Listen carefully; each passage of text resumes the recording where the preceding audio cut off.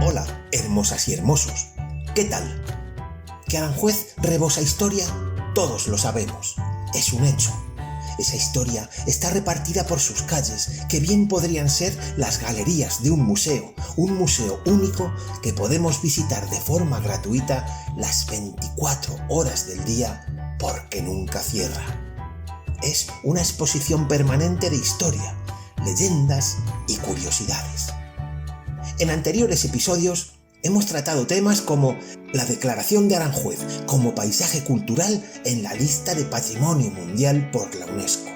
Fue el primero de España en conseguirlo, un proceso largo y tortuoso que comenzó en 1993 y terminó en 2001. Igualmente hablamos del Jardín de Isabel II, conocido también como Jardín de la Princesita. Lo que era un solar abandonado de aspecto repugnante que usaban los arrieros y caballerías, se terminó convirtiendo en el primer espacio urbano ajardinado de Aranjuez y uno de los primeros de España. Estamos a la entrada de la finca La Flamenca, pero ¿sabías que hace muchos años se fundó aquí la primera escuela de agricultura en España? Sucedió en 1855 y estuvo en Aranjuez un total de 12 años. Pasado este tiempo se trasladó a Madrid. Hoy es la Escuela Técnica Superior de Ingeniería Agronómica, Alimentaria y de Biosistemas. No olvidamos la Plaza de Toros, promovida por Carlos IV en 1796. Para su construcción se buscó un lugar alejado del entorno palaciego. Destaca su gran ruedo de aproximadamente 58 metros, uno de los más grandes de España. La primera corrida en este coso se celebró en 1797 con la asistencia de Carlos IV y María Luisa. Nos dimos un paseo también por el mar de Ontígola y la presa, construida por encargo del rey a Juan Bautista de Toledo. Se terminó en 1565, pero al llenarla, el agua hizo tanta presión que se produjo un grave derrumbamiento.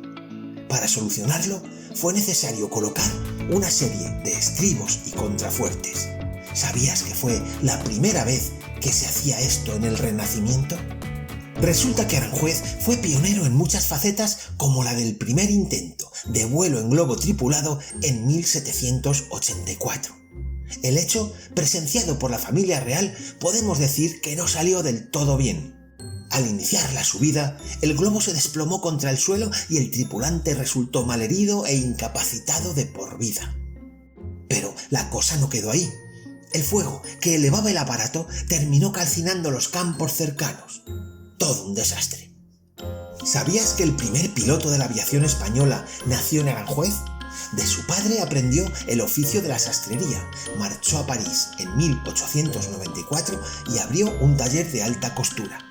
Logró triunfar, alcanzó gran prestigio y una buena posición económica.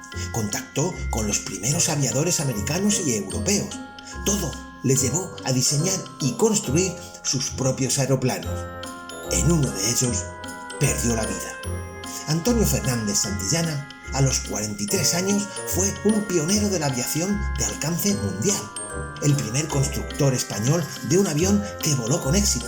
Primer piloto de la aviación española. Fue el primer piloto en España muerto en accidente aéreo y quinto en el mundo. Sin embargo, hoy sigue siendo un desconocido en el pueblo que le vio nacer. Nos acordamos también de la Real Yeguada de Aranjuez, que comenzó su andadura en el siglo XIV. La fama de esta Real Yeguada se extendió por toda Europa. A lo largo de su historia ha sufrido diferentes avatares, como la Guerra de Sucesión, la invasión francesa, momentos económicos mejores y peores, hasta su final en los años 70. ¿Sabías que el Camino de Hierro entre Madrid y Aranjuez es la tercera línea de ferrocarril española y segunda en la península? ¿Que Aranjuez es la primera ciudad de España comunicada por ferrocarril con la capital Madrid? ¿Y que fue el primer ferrocarril de la península ibérica que llevó correspondencia? En el capítulo 55 nos acordamos de la estación y el tren de Aranjuez, una historia que comienza en 1851. No te lo pierdas. Aranjuez también fue pionero en las comunicaciones. Básicamente podemos decir que existieron 4 tipos de telégrafo: electrostático, óptico, eléctrico y telégrafo sin hilos, más conocido como radiotelegrafía. Aranjuez tiene mucho que ver con todos ellos y sus protagonistas. Desde los comienzos hasta la inauguración en 1912 de la telegrafía por Marconi y Alfonso XIII han ocurrido muchas cosas. Si te interesan los detalles, los encontrarás en el episodio 56. No debes perderte el capítulo 57 sobre el Regajal y las mariposas. Esta zona fue declarada reserva natural. Es un espacio de 629 hectáreas, o lo que es lo mismo, 754 campos de fútbol. Esta reserva es visitada por expertos de todo el mundo. Acoge 154 especies diferentes de las 507 que hay en España. Algunas son exclusivas. Se trata, pues, de una colonia muy valiosa. Llegó a ser calificada como la segunda más importante del mundo. Tristemente, hoy, este santuario de mariposas en el Regajal de Aranjuez es atravesado por 2 autopistas y una línea de tren de alta velocidad. ¿Te imaginas que el primer partido de fútbol jugado en España se hubiese celebrado aquí en Aranjuez? Valle Inclán, en 1934, dentro de una conferencia llegó a decir: «El fútbol lo importé yo a España». Don Ramón, rey del Esperpento, relataba un partido histórico celebrado en Aranjuez entre su equipo y el formado por el conde de Romanones. ¿Te imaginas que la anécdota sea cierta y el primer partido de fútbol jugado en España se hubiese celebrado en Aranjuez? ¿Y por qué no va a serlo? Nunca nadie desmintió a don Ramón. El episodio 59 se dedicó al puente Barcas. La historia comienza en 1656, cuando Felipe IV mandó construir el primer puente con 4 grandes barcazas. De ahí el sobrenombre de Puente de Barcas. Desde entonces hasta aquí han existido varios puentes, pero el de nuestro relato es aquel de 1834 que a la sazón se convirtió en el primer puente de España que dio paso a personas y carruajes a la vez. Después de numerosas pruebas, experimentos y demostraciones, lo cierto es que la primera llamada de teléfono que se hizo realmente en España fue entre Madrid y Aranjuez. Lo hicieron 2 novios en la víspera de su boda. En Madrid, el rey Alfonso XII, y en Aranjuez, María de las Mercedes.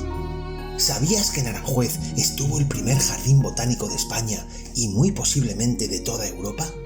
Todo empezó con Felipe II, que añadió al Palacio y Casa de Oficios un centro de experimentación botánica donde aclimatar especies exóticas de todo el imperio.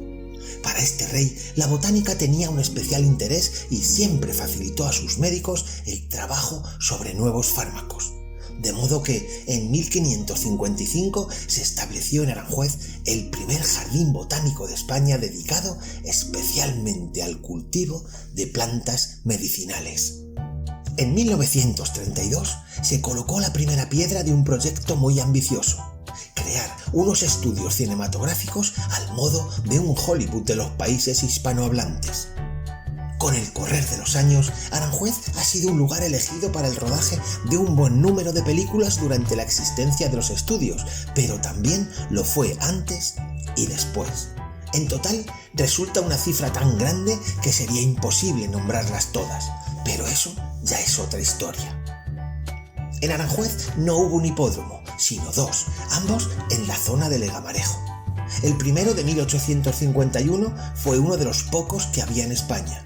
Posteriormente, el rey Alfonso XIII mandó echarlo abajo y construir uno nuevo, mayor, magnífico. Con su inauguración en 1917, el Real Sitio entraba en el grupo de los mejores. Era el 7º en importancia y renombre de todo el país.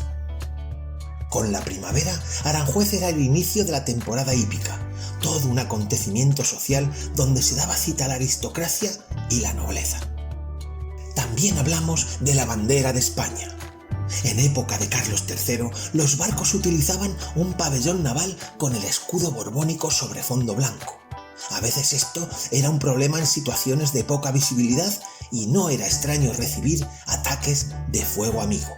De modo que el rey, buscando la solución al problema, convocó en Aranjuez un concurso para elegir la nueva bandera en 1785. Bien, hasta aquí un nuevo recopilatorio de paseos conscientes. Pero no creas que lo has visto todo. Hay más, mucho más que no te puedes perder. ¿Te animas a seguir conociendo Aranjuez a poquitos? Por mi parte, ha sido un placer. Muchísimas gracias y hasta siempre.